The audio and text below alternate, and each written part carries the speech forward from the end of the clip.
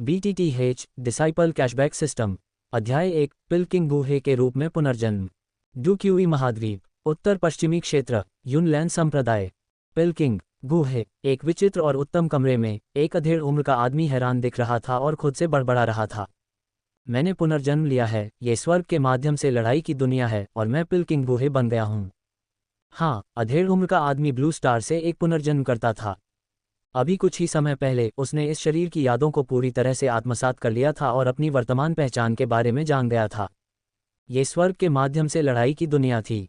अपने पिछले जीवन में वह एक वेब उपन्यास का दीवाना था जो कई दिनों और रातों तक एक उपन्यास को लगातार पढ़ सकता था।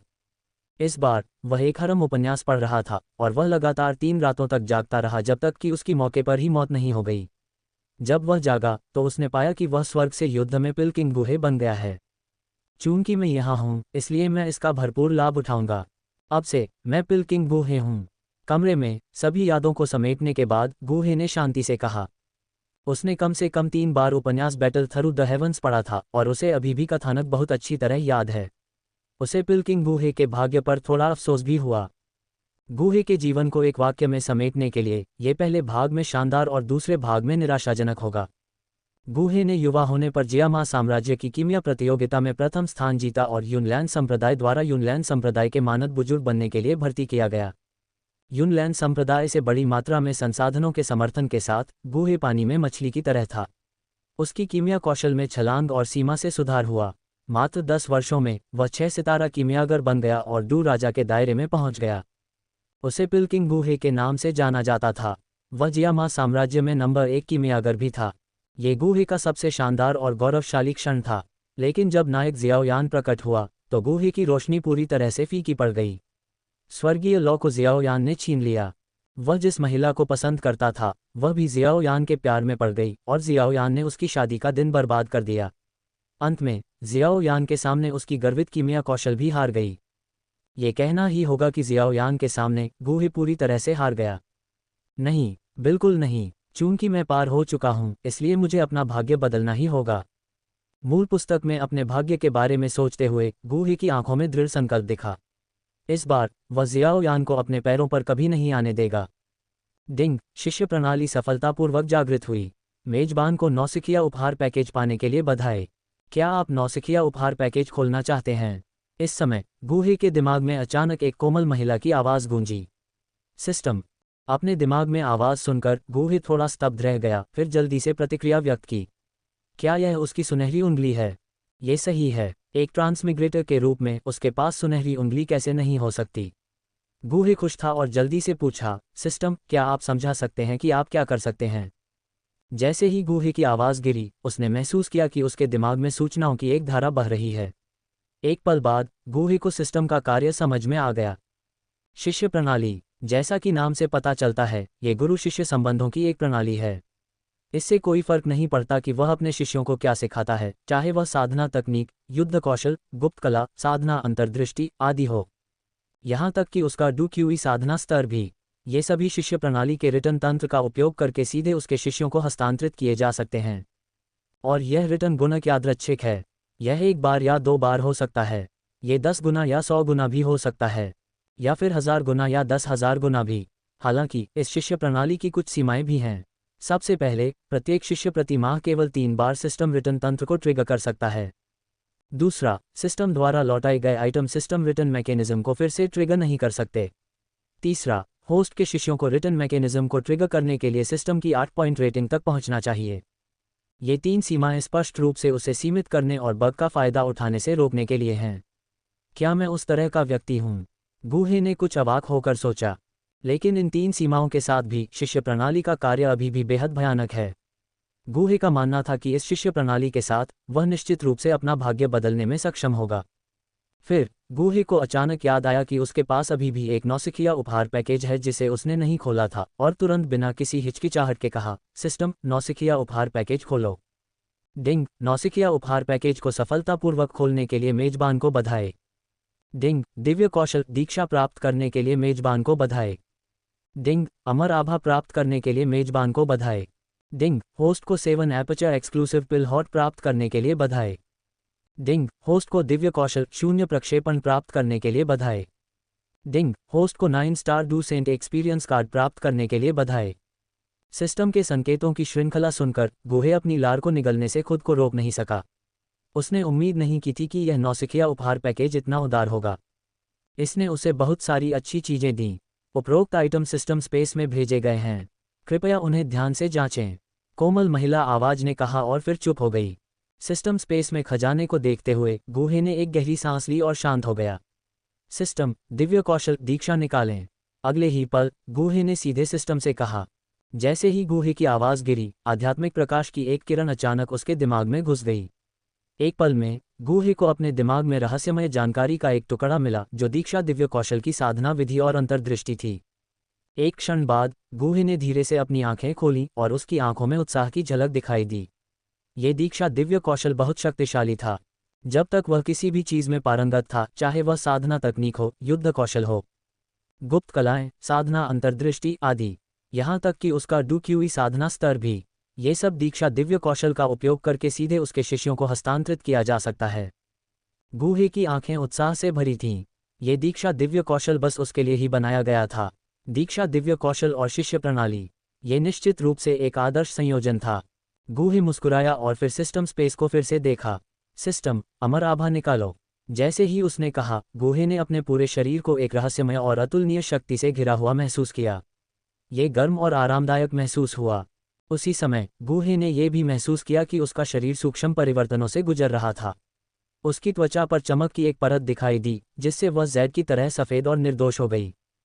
इतना ही नहीं, इस रहस्यमयी शक्ति के परिवर्तन के तहत गुहे का चेहरा और आकृति भी थोड़ा बदल गई। गुहे, जो पहले से ही सुंदर था, के चेहरे की विशेषताएं और भी अधिक परिष्कृत हो गई थीं और शरीर का अनुपात भी अधिक परिपूर्ण हो गया था। एक पल बाद गुहे के शरीर में होने वाले परिवर्तन धीरे धीरे समाप्त हो गए। गुहे उत्सुकता से कमरे में लगे आईने के पास गया और खुद को आईने में देखा। इस समय गुहे की आंखों में प्रशंसा की एक झलक दिखाई दी। उसने खुद को आईने में देखा, सुंदर और सुंदर, लंबा और पतला, उसके शरीर पर कोई अतिरिक्त चर्बी नहीं थी। इसके अलावा उसके शरीर पर एक तरह का अलौकिक और पारलौकिक स्वभाव भी था। अपने सुंदर चेहरे के साथ वह एक अमर की तरह लग रहा था जो धरती पर उतरा हो। सुंदर, बहुत ही सुंदर। खुद को आईने में देखते हुए गुहे आत्ममुग्ध होने से खुद को रोक नहीं सका। अगर वह एक महिला होती तो शायद वह खुद से शादी करने में संकोच नहीं करती। अध्याय 2, 7 छिद्र उत्तम गोली हृदय दिव्य कौशल शून्य प्रक्षेपण। आत्म प्रशंसा में एक संक्षिप्त भोग के बाद गुहे ने अनिच्छा से अपनी निगाहें वापस खींच लीं। उसके बाद गुहे ने अपना ध्यान वापस सिस्टम स्पेस के अंदरूनी हिस्से पर केंद्रित कर लिया। सिस्टम, 7 छिद्र उत्तम गोली हृदय को निकालो। इसके बाद गुहे ने अपने शरीर में एक अत्यंत शक्तिशाली शक्ति को महसूस किया। ये शक्ति अत्यधिक प्रभावशाली थी, जो अपने रास्ते में आने वाले सभी को नष्ट कर रही थी। अगले ही पल गुहे ने अपनी रक्तवाहिकाओं के माध्यम से कई छोटी सुइयों को महसूस किया जो उसके हृदय की ओर बढ़ रही थीं। गुहे के होठों से एक अनैच्छिक चीख निकली क्योंकि तीव्र पीड़ा ने उसे लगभग बेहोश कर दिया था। हालांकि उसी क्षण उसके भीतर एक रहस्यमय शक्ति प्रकट होने लगी। गुहे के शरीर के भीतर असंख्य रून उभरे, आपस में जुड़ गए और अंततः एक हृदय में मिल गए। इस हृदय में 7 छिद्र थे, प्रत्येक धड़कन रहस्यमय पैटर्न को प्रकट करती थी। लयबद्ध स्पंदनों के बीच कीमिया के बर्तनों के टकराने की गूंज गूंज रही थी। उस पल गुहे को एक रहस्योद्घाटन हुआ। थोड़े समय के बाद उसके शरीर के भीतर की अजीबोगरीब सनसनी धीरे धीरे खत्म हो गई। 7 छिद्रों वाले उत्तम हृदय का निष्कर्षण पूरा हो गया। गुहे ने अपनी आंखें बंद कर लीं, धीरे धीरे 7 छिद्रों वाले उत्तम हृदय की अद्भुत अनुप्रयोगों को समझने लगा। इस हृदय को प्राप्त करने का मतलब था कि गुहे को अब कीमिया के अपने मार्ग में सीमाओं का सामना नहीं करना पड़ेगा। कीमिया के लिए उनकी जन्मजात प्रतिभा पहले से ही उल्लेखनीय थी और अब इस हृदय के साथ उनकी क्षमता और भी अधिक दुर्जेय थी। ये कहा जा सकता है कि जब तक गुहे का असामयिक अंत नहीं होता, तब तक उन्हें भविष्य की पीढ़ी का कीमिया सम्राट बनना तय था। 7 छिद्रों वाले चमकदार हृदय के अपार प्रभावों को महसूस करते हुए गुहे की आंखों में उत्साह झलक उठा। इस हृदय के साथ एक शक्तिशाली साधक बनने की उनकी यात्रा लगभग सुनिश्चित थी। उत्साह के एक संक्षिप्त उछाल के बाद गुहे ने धीरे धीरे अपना संयम वापस पा लिया और अपनी नज़र वापस सिस्टम स्पेस पर केंद्रित कर ली। सिस्टम, दिव्य तकनीक शून्य प्रक्षेपण को निकालो। जैसे ही सूचनाओं का एक रहस्यमय प्रवाह उसके दिमाग में भर गया, गुहे ज्ञान की स्थिति में प्रवेश कर गया। थोड़ी देर बाद गुहे ने धीरे से अपनी आंखें खोलीं, उसके होठों पर एक मुस्कान खेल रही थी। जाहिर है, वह पहले से ही शून्य प्रक्षेपण तकनीक की पेचीदगियों को समझ चुका था। शून्य प्रक्षेपण में उसके सार रक्त का उपयोग करके शून्य Z प्रतीकों को संघनित करना शामिल था। एक बार Z प्रतीक के टूटने के बाद गूहे खुद को कहीं भी प्रक्षेपित कर सकता था, अपनी भौतिक उपस्थिति की तरह। सबसे आश्चर्यजनक बात यह थी कि प्रक्षेपित रूप में गूहे के समान ही शक्ति थी। एकमात्र कमी यह थी कि प्रक्षेपण केवल आधे घंटे तक ही कायम रह सकता था। इस शून्य प्रक्षेपण तकनीक में महारत हासिल करने के बाद गूहे ने पहले से ही इसके अनुप्रयोगों का पूर्वानुमान लगा लिया था। भविष्य में जब उसके शिष्य साहसिक कार्य पर निकलेंगे तो गूहे उन्हें सुरक्षित रखने के लिए एक शून्य Z प्रतीक दे सकता है। अगर उन्हें खतरे का सामना करना पड़ता है तो गूहे तुरंत Z प्रतीक को चकनाचूर करके खुद को वहां प्रक्षेपित कर सकता है, जिससे उसके शिष्यों को मदद मिलती है संकटों पर विजय पाना। एक उल्लेखनीय तकनीक। गूहे इसकी प्रशंसा करने से खुद को रोक नहीं पाए। इस तकनीक के साथ उन्हें अब अपने शिष्यों के संकट का सामना करने की चिंता करने की जरूरत नहीं थी। अंत में गूहे ने सिस्टम स्पेस के भीतर अंतिम आइटम पर अपना ध्यान केंद्रित किया। 9 सितारा डूसेंट स्तर का अनुभव कार्ड।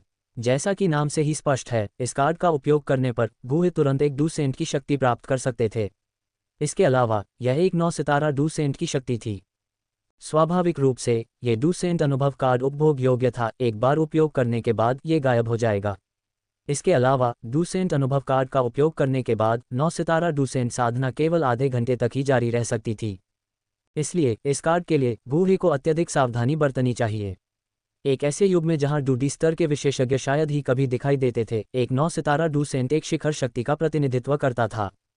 गूहे की आंखों में एक चिंतनशील नज़र दिखाई दी। वह डूसेंट एक्सपीरियंस कार्ड का उपयोग तब तक नहीं करेगा जब तक कि भविष्य में जीवन और मृत्यु का मामला न हो। डूसेंट साधना का अनुभव करने के लिए ये कार्ड उसके अंतिम ट्रम्प कार्ड के रूप में काम करेगा। सिस्टम विशेषता पैनल खोलें, गूहे ने शांति से कहा। जैसे जैसे उसके शब्द फीके पड़ते गए, उसके सामने एक ऊर्जा स्क्रीन भौतिक हो गई जो केवल उसे ही दिखाई दे रही थी। Opening square bracket. होस्ट गूहे, आयु 30, कीमियागर रैंक 6ठी रैंक कीमियागर, खेती 3 सितारा डूकिंग, तकनीक बैंगनी सूर्य तकनीक मध्यवर्ती पृथ्वी रैंक, आत्मा की खेती विधि डार्क सोल तकनीक 7वीं रैंक की आत्मा की खेती, लड़ाकू तकनीक फ्लेम पाम उन्नत गहन रैंक ब्लेज ईगल क्लॉ उन्नत गहन रैंक, दिव्य तकनीक संचरण 0 प्रक्षेपण, संविधान 7 एपर्चर उत्तम गोली दिल, अन्य डूसेंट अनुभव कार्ड बैंगनी eagle law scarlet snack cauldron. Closing square bracket. अपने सामने विशेषता पैनल की जांच करते हुए गूहे चिंतन की स्थिति में प्रवेश कर गया। गूहे की प्रतिभा कीमिया निस्संदेह आश्चर्यजनक थी। जियामा साम्राज्य के उत्तर पश्चिमी क्षेत्र में भी उन्होंने 30 वर्ष की आयु में 6ठी रैंक के कीमियागर का पद प्राप्त किया था। ऐसी जन्मजात प्रतिभा लगभग याओ चेन के बराबर थी। ये ध्यान देने योग्य है कि याओ चेन 8 महान परिवारों में से प्राचीन याओ कबीले से थे। ये कबीला कीमिया के लिए समर्पित था, जिसमें पूरी वंशावली कीमियागरों से बनी थी। याओ कबीले के हिस्से के रूप में याओ चेन की विरासत ने कीमियागर के लिए इष्टतम आधार प्रदान किया। इसके अलावा डूडी वंश के निशान याओ चेन की नसों में बहते थे। जबकि उनकी उल्लेखनीय प्रतिभा एक कारक थी, उनके डूडी वंश से वृद्धि इस दुनिया में नंबर 1 कीमियागर बनने के लिए उनके उत्थान में निर्विवाद थी। गूहे की तुलना में याओ चेन के पास कई अंतर्निहित लाभ थे। अपने वर्तमान साधना स्तर पर ध्यान केंद्रित करते हुए गूहे ने विचार किया। 3 सितारा डू राजा। कीमिया में अपने असाधारण कौशल की तुलना में गूहे की साधना प्रतिभा कुछ हद तक कमतर थी। हालांकि 30 साल की उम्र में 3 स्टार डू किंग स्तर तक पहुंचना पहले से ही एक बड़ी उपलब्धि थी। गूहे की प्रगति का श्रेय उनकी 6ठी रैंक कीमियागर के रूप में उनकी पहचान को दिया जा सकता है। 6ठी रैंक कीमियागर के रूप में वह खुद को स्वतंत्र रूप से बनाए रख सकते थे। अड़चनों के समय वह बस गोलियां खाकर बाहर निकल सकते थे। फिर भी गूहे 3 स्टार डू किंग स्तर पर बने रहे, और यह एक मध्यवर्ती पृथ्वी रैंक तकनीक की सहायता से था। बेशक कीमिया के प्रति उनका उत्कट समर्पण अक्सर साधना के प्रति उनकी प्रतिबद्धता पर हावी हो जाता था। अपने गुण पैनल की पूरी तरह से समीक्षा करने के बाद गूहे के होठों पर मुस्कान आ गई। एक 3 स्टार डू किंग, एक 6ठी रैंक कीमियागर, हालांकि अजेय नहीं, ये शुरुआती बिंदु अनगिनत औसत दर्जे की शुरुआतों से अतुलनीय रूप से बेहतर था। गूहे इस नींव से संतुष्ट थे। सिस्टम की सहायता अब उसके नियंत्रण में थी। आने वाली चुनौतियां उसके अपने प्रयासों पर निर्भर थीं। दस्तक दस्तक दस्तक। जैसे ही गूहे की आकांक्षाएं बढ़ रही थीं, उसके दरवाजे के बाहर से एक अप्रत्याशित दस्तक अचानक गूंज उठी। कौन है? अपने विचारों की श्रृंखला में बाधा डालते हुए गूहे की भौहें थोड़ी सी नाराजगी के साथ सिकुड़ गईं। गुरु, ये शिष्य लियू लिंग है जो आपसे मिलने का अनुरोध कर रहा है। दरवाजे के पीछे से एक थोड़ी अनिश्चित आवाज उभरी, जो गहरे सम्मान के स्वर में थी। लियू लिंग नाम सुनते ही गूहे के मन में पहचान की एक झिलमिलाहट जगी।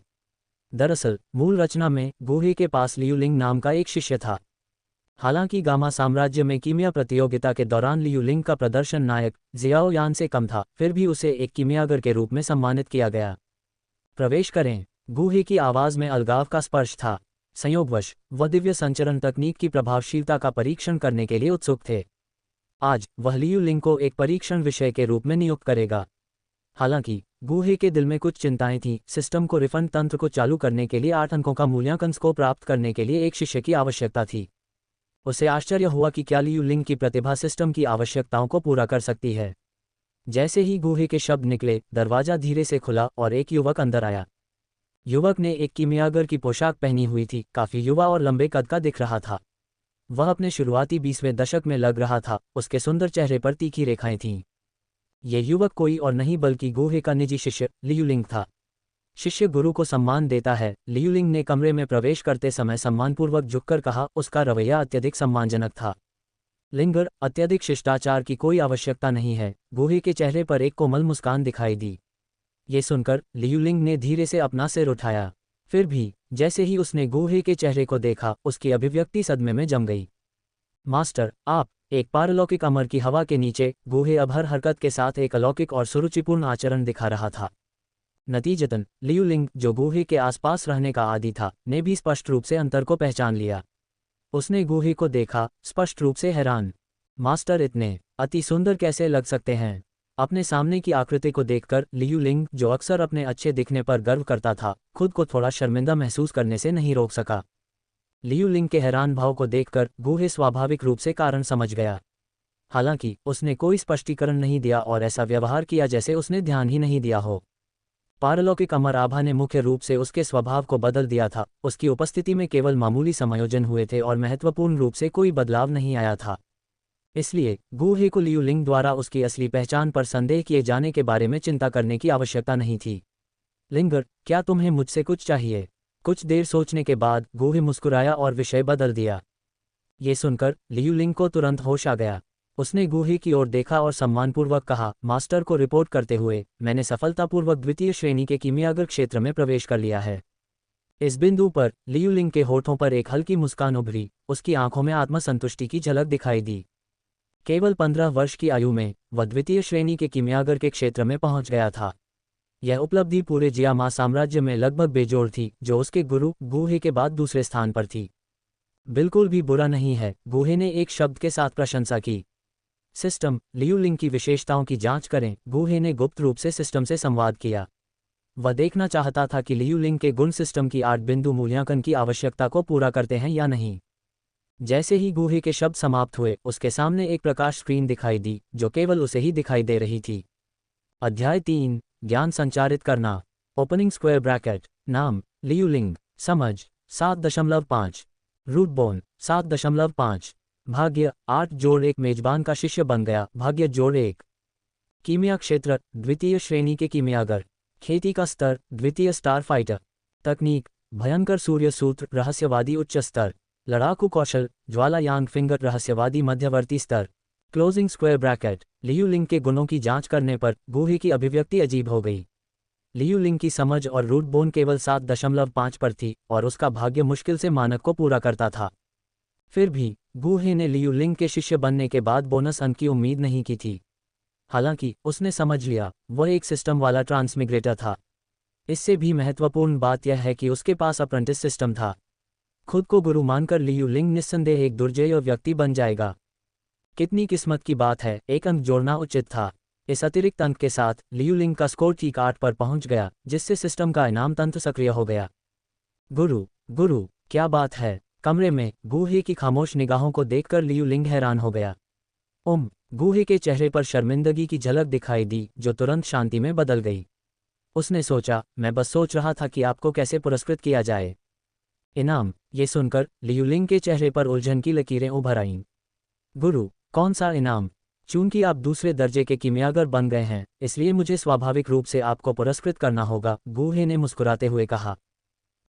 सफलताओं के लिए पुरस्कार। ये सुनकर लियूलिंग की आंखों में आश्चर्य प्रकट हुआ। दूसरे दर्जे के कीमियागर तक पहुंचने के लिए इनाम अप्रत्याशित था। हाँ, ये प्रोत्साहन का एक रूप है, गुहे ने हंसते हुए कहा। भविष्य में चाहे आप कीमिया या साधना में आगे बढ़ें, मैं पुरस्कार प्रदान करूंगा। लियू लिंग का उत्साह बढ़ गया। शिष्य गुरु का धन्यवाद करता है। लिंगर, यहाँ आओ, मैं तुम्हें अपनी आत्मा शक्ति को बढ़ाने के लिए एक गुप्त तकनीक सिखाऊंगा। गु हे ने लियू लिंग को इशारा किया। आत्मा शक्ति साधना गुप्त तकनीक। ये सुनकर लियू लिंग का दिमाग हिल गया। गुरु उसे आत्मा शक्ति साधना गुप्त तकनीक सिखाने के लिए तैयार थे। एक कीमियागर के लिए आत्मा शक्ति की तीव्रता महत्वपूर्ण थी। हालांकि लियू लिंग दूसरे दर्जे के कीमियागर तक पहुंच गया था, तीसरे दर्जे तक पहुंचने के लिए उसकी आत्मा शक्ति को मानक को पूरा करना होगा।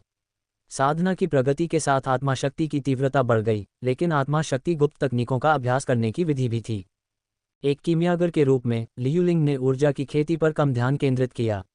वह आत्मा शक्ति रहस्यों की ओर झुका। हालांकि ये रहस्य अनमोल थे और आसानी से प्राप्त नहीं होते थे। लियू लिंग लंबे समय से आत्मा शक्ति साधना तकनीक की इच्छा रखता था। अब जब उसने सुना कि गुहे उसे सिखाने के लिए तैयार है, तो वह खुशी से झूम उठा। वह तुरंत गुहे के पास गया। लिंगर, बैठ जाओ, गुहे ने लियू लिंग की उत्तेजना को देखते हुए निर्देश दिया।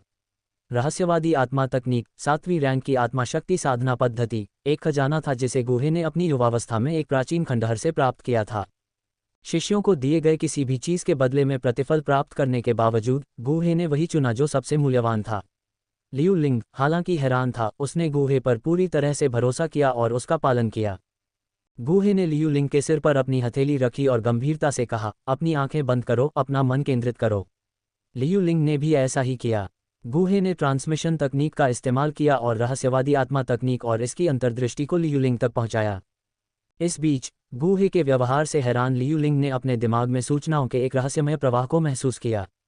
सोचने का समय न होने के कारण उसने निर्देशानुसार ध्यान केंद्रित किया और रहस्यमय ज्ञान को आत्मसात किया। कुछ ही क्षणों बाद गुहे ने रहस्यमय आत्मा तकनीक की सामग्री को पूरी तरह से लियू लिंग तक पहुंचा दिया। लियू लिंग की आंखें बंद रहीं, उसका दिमाग नई मिली जानकारी को आत्मसात और विलीन कर रहा था। रहस्यवादी आत्मा तकनीक 7वीं रैंक आत्मा शक्ति साधना गुप्त तकनीक। अंततः लियू लिंग ने गुहे द्वारा उसे दी गई आत्मा शक्ति साधना पद्धति का नाम और ग्रेड सीखा। इस बीच सिस्टम से एक अधिसूचना गुहे के दिमाग में गूंज उठी। डिंग ने पाया कि मेजबान ने शिष्य लियू लिंग को 7वीं रैंक तकनीक रहस्यवादी आत्मा तकनीक प्रदान की है। मेजबान को 10,000 गुना रिटर्न ट्रिगर करने, सम्राट ग्रेड भक्षण आत्मा तकनीक प्राप्त करने के लिए बधाई। भगवान ग्रेड भक्षण आत्मा तकनीक सिस्टम स्पेस में जमा की गई है। मेजबान, कृपया जांच करें। अपने दिमाग में सिस्टम की आवाज़ के साथ गुहे दंग रह गया। जैसे ही उसने महसूस किया, उसके चेहरे पर खुशी की लहर फैल गई। सम्राट ग्रेड, उसने गलत नहीं सुना था। 7वीं रैंक रहस्यवादी आत्मा तकनीक प्रदान करने के परिणामस्वरूप एक सम्राट ग्रेड तकनीक भक्षण आत्मा तकनीक प्राप्त हुई। एक विचार के साथ गुहे ने सिस्टम स्पेस में प्रवेश किया। वहां एक काला स्क्रॉल शून्य में तैर रहा था, जो एक भयानक प्रकाश उत्सर्जित कर रहा था। क्या मेजबान भक्षण आत्मा तकनीक की विरासत को स्वीकार करता है? गुहे की चेतना ने काले स्क्रॉल को छुआ तो एक सिस्टम प्रॉम्प्ट गूंज उठा। हालांकि उसे याद आया कि लियू लिंग मौजूद था और उसने सिस्टम स्पेस से बाहर निकलने का फैसला किया। उसने अपनी नज़र लियू लिंग पर घुमाई, जो अभी भी ज्ञान को अवशोषित कर रहा था। लियू लिंग ने 7वीं रैंक की रहस्यवादी आत्मा तकनीक सीखी, अपनी आंखें खोली, उत्साह चमक रहा था। अपनी आंखें चौड़ी करके लियू लिंग ने गुहे का मुस्कुराता हुआ चेहरा देखा। शिष्य इस दिव्य तकनीक के लिए गुरु का धन्यवाद करता है। अत्यंत ईमानदारी के साथ लियू लिंग ने गुहे के सामने घुटने टेक दिए। लियू लिंग की प्रतिक्रिया अपेक्षित थी। रहस्यवादी आत्मा तकनीक अविश्वसनीय रूप से प्रभावशाली थी। ये 7वीं रैंक की आत्मा शक्ति साधना तकनीक थी, जो 7वीं रैंक की कीमियागर बनने का मार्ग था। इस तकनीक की महत्ता शायद कुछ 6ठी रैंक की कीमियागरों के पास भी न हो।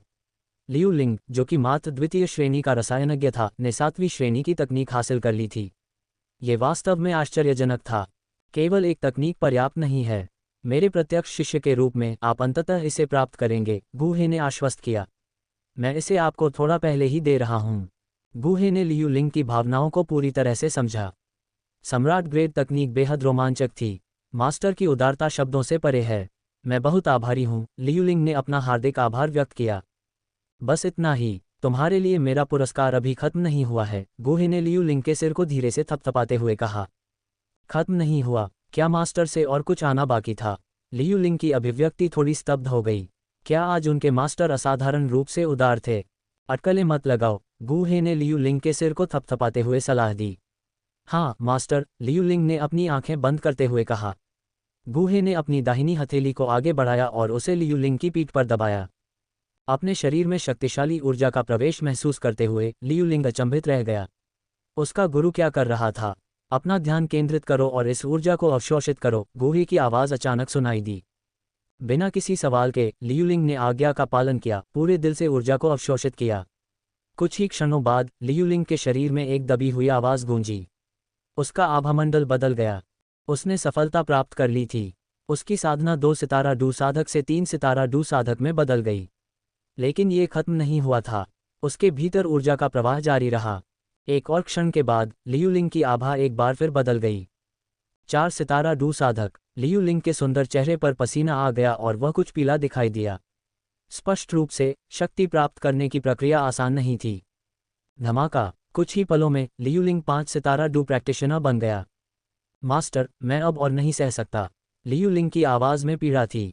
वह अपनी सीमा तक पहुंच गया था। ये सुनकर गूहे को निराशा का एहसास हुआ, लेकिन सावधानी की ज़रूरत समझ में आई। शक्ति का अत्यधिक हस्तांतरण लियूलिंग के शरीर को काफ़ी नुकसान पहुंचा सकता था। इस बात को ध्यान में रखते हुए गूहे ने हस्तांतरण रोक दिया और सिस्टम अधिसूचना प्राप्त की। डिंग ने पाया कि मेजबान ने वरिष्ठ शिष्य लियूलिंग को 7 दिनों की साधना प्रदान की है। मेजबान को 1000 गुना प्रतिफल प्राप्त करने और 19 साल की साधना प्राप्त करने के लिए बधाई। नोट: ये 19 वर्ष थर्ड स्टार डुकिंग के स्तर के अनुरूप हैं। 19 वर्षों की साधना प्रणाली स्थान में जमा हो गई है। मेजबान, कृपया जांच करें। 1000 गुना प्रतिफल, 19 वर्ष की साधना प्रणाली की घोषणा सुनकर गूहे अचंभित रह गया। 19 वर्षों के लिए 7 दिनों की साधना का व्यापार करना एक अविश्वसनीय रूप से अनुकूल सौदा था। बिना किसी हिचकिचाहट के गूहे प्रणाली स्थान में चला गया। वहां एक बैंगनी गोला शून्य में मंडरा रहा था। क्या मेजबान 19 वर्षों की साधना को स्वीकार करता है? प्रणाली की आवाज़ गूंज उठी जब गूहे की चेतना ने गोले को छुआ। लियूलिंग की उपस्थिति के कारण गूहे ने इसे अस्थायी रूप से स्वीकार नहीं करने का फैसला किया। जब वह प्रणाली स्थान से हटा तो उसने पाया कि लियूलिंग फिर से उसके सामने घुटने टेक रहा है। लिंगर, तुम फिर से घुटने क्यों टेक रहे हो? गूहे ने लियूलिंग को खड़ा होने में मदद की, कुछ हद तक हैरान। गुरु की दया पहाड़ जितनी अपार है। आपने मुझे 7वीं रैंक की साधना तकनीक दी है और मुझे साधना भी प्रदान की है। मैं आपके प्रति शर्मिंदा और ऋणी महसूस करता हूँ। लियूलिंग ने अपना आभार व्यक्त किया। यदि गुरु मेरे साथ ऐसा व्यवहार करते हैं तो मैं आपकी कृपा का बदला 1000 गुना और सफलता प्राप्त करने पर 10,000 गुना चुकाने की प्रतिज्ञा करता हूँ। लियूलिंग ने अपने दिल में प्रतिज्ञा की। लिंगर, तुम मेरे एकमात्र शिष्य हो। स्वाभाविक रूप से मैं तुम्हें अच्छी चीजें दूंगा। गूहे ने लियूलिंग की ईमानदारी की सराहना करते हुए उत्तर दिया।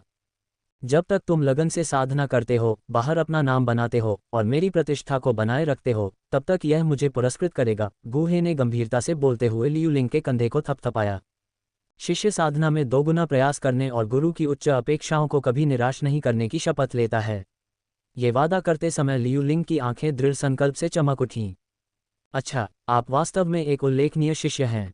गूहे की आंखों में प्रशंसा झलक रही थी और उसने एक ही बार में सभी पुरस्कार देने का फैसला किया। मेरे पास अभी भी आपके लिए एक पुरस्कार है। ये सुनकर लियूलिंग आश्चर्यचकित हो गया।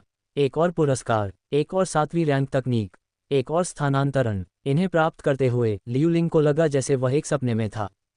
और गूहे कह रहा था कि अभी और भी कुछ आना बाकी है। गुरु, आपकी उदारता असाधारण सीमा तक पहुंच गई है। गूहे ने हल्के से मुस्कुराया। उसके विचार उसकी अगली कार्रवाई की ओर निर्देशित थे।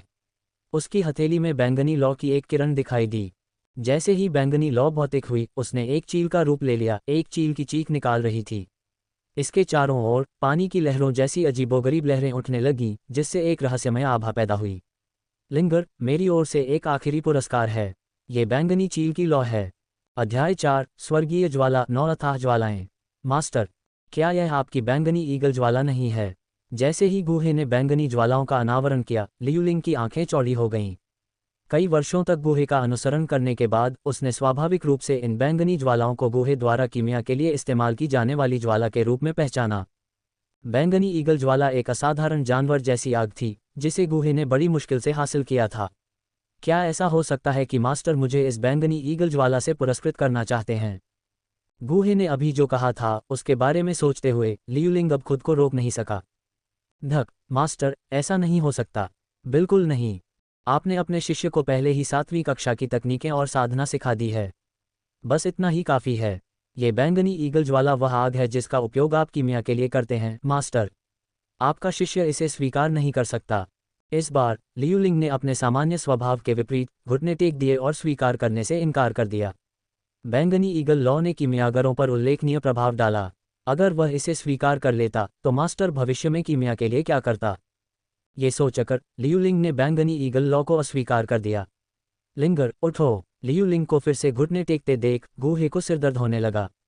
यह मूर्ख लड़का ठीक था, लेकिन उसका संकल्प थोड़ा कमजोर था। हर मोड़ पर घुटने टेकना, ये कौन सहन कर सकता है? मास्टर, अगर आप अपना अनुरोध वापस ले लेते हैं तो मैं उठ जाऊंगा। लियूलिंग ने अपना सिर हिलाया, फिर भी स्वीकार करने से इनकार कर दिया। लिंगर, अगर तुम ऐसा ही करते रहे तो मास्टर नाराज हो जाएंगे। लियूलिंग के उसकी बातों पर ध्यान न देने के कारण गूहे केवल एक सख्त शिक्षक की मुद्रा अपना सकता था और क्रोध का दिखावा कर सकता था। मास्टर, गूहे के शब्दों को सुनकर लियूलिंग अनिच्छुक था, लेकिन उसे आज्ञाकारी रूप से खड़ा होना पड़ा। मास्टर, मैं वास्तव में इस बैंगनी ईगल लॉ को स्वीकार नहीं कर सकता। लियूलिंग ने फिर भी पर्पल ईगल फ्लेम लेने से इनकार कर दिया। लिंगर, दरअसल मुझे एक और तरह की खास आग के बारे में खबर मिली है। लियूलिंग को दृढ़ निश्चयी देखकर गूहे को आखिरी कोशिश करनी पड़ी। मुझे इस पर्पल ईगल फ्लेम की अब ज़्यादा ज़रूरत नहीं पड़ेगी। अगर तुम इसे नहीं चाहते तो मैं इसे किसी और को दे दूंगा। ये कहते हुए गूहे ने उसके हाथ से पर्पल ईगल फ्लेम वापस लेने की तैयारी की। ये सुनकर लियूलिंग कुछ देर के लिए स्तब्ध रह गया। जब वह वापस लौटा तो उसने झट से गूहे की आस्तीन पकड़ ली। मत करो गुरु, मैं गलत था गुरु। लियूलिंग का शोकाकुल भाव तुरंत चापलूसी में बदल गया।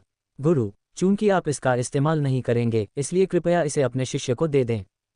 गूहे का चेहरा सख्त हो गया। क्या आपने इसे लेने से साफ मना नहीं किया था? लियूलिंग ने तुरंत अपनी गलती स्वीकार की। गुरु, मैं गलत था। मुझे ये चाहिए, मुझे ये चाहिए। यही तो है। गूहे की आंखों में संतुष्टि की झलक दिखाई दी। उसने अब लियूलिंग को नहीं रोका और सीधे पर्पल ईगल फ्लेम को सौंप दिया। इस बीच गूहे के दिमाग में सिस्टम की त्वरित आवाज़ धीरे धीरे गूंजने लगी। डिंग, मेजबान ने वरिष्ठ शिष्य लियूलिंग को beast flame purple eagle flame प्रदान किया है।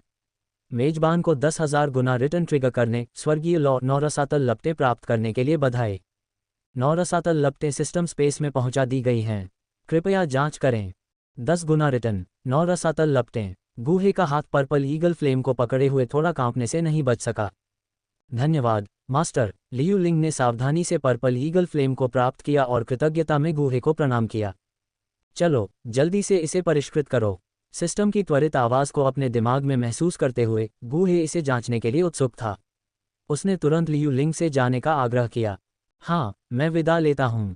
गूहे की भावनाओं की तरह लियूलिंग भी बैंगनी ईगल लॉ को परिष्कृत करने के लिए अधीर था। गूहे के आग्रह को सुनकर वह देर नहीं लगा और जल्दी से गूहे के कमरे से बाहर निकल गया। लियूलिंग के चले जाने के बाद गूहे अब और इंतजार नहीं कर सका और सिस्टम स्पेस में प्रवेश कर गया। सिस्टम स्पेस के अंदर काले स्क्रॉल और बैंगनी प्रकाश समूह के अलावा अब एक अतिरिक्त बैंगनी लॉ थी। ये बैंगनी लॉ अत्यधिक उत्साही थी, एक फीनिक्स जैसी। तो ये 9 अथाह लपटें हैं। अपने सामने बैंगनी लॉ को देखते हुए गूहे की आंखों में उत्साह चमक उठा। एक स्वर्गीय लॉ हर कीमियागर के लिए एक प्रतिष्ठित वस्तु थी और गूहे कोई अपवाद नहीं था, क्योंकि वह खुद एक कीमियागर था। डिंग, क्या मेज़बान 9 अथाह लपटों को आत्मसात करना शुरू करना चाहता है? जैसे ही गूहे की चेतना 9 अथाह लपटों के पास पहुंची, सिस्टम की आवाज़ उसके दिमाग में गूंज उठी। सिस्टम की आवाज़ सुनकर गूहे कुछ देर के लिए रुका और फिर अपना सिर हिलाया। उसे यकीन नहीं था कि बेतरतीब ढंग से दूसरी दुनिया की आग में विलीन होना खतरनाक होगा। भले ही उसके पास सिस्टम की सहायता थी, लेकिन सुरक्षा के लिए गूहे ने पहले अपनी साधना को आगे बढ़ाना बेहतर समझा। ये सोचते हुए गूहे ने तुरंत अपनी नज़र पास के बैंगनी प्रकाश समूह पर घुमाई। सिस्टम, 19 साल की साधना निकालो। एक पल के चिंतन के बाद गूहे ने सिस्टम को सीधा आदेश दिया। जैसे ही गूहे के शब्द निकले, उसके भीतर शक्ति का एक बड़ा उछाल फूट पड़ा। अच्छा नहीं। इस ऊर्जा को महसूस करते हुए गूहे की अभिव्यक्ति बदल गई। फिर वह तेजी से आगे बढ़ा और पड़ोसी कीमिया कक्ष में दिखाई दिया। अब तक विशाल ऊर्जा गूहे के अंगों और हड्डियों में भर चुकी थी। उसने खुद को बलपूर्वक शांत किया और इस विशाल ऊर्जा को अवशोषित करने के लिए बैंगनी आंख फॉर्मूला को सक्रिय किया। एक पल के बाद गूहे की साधना लगातार बढ़ने लगी।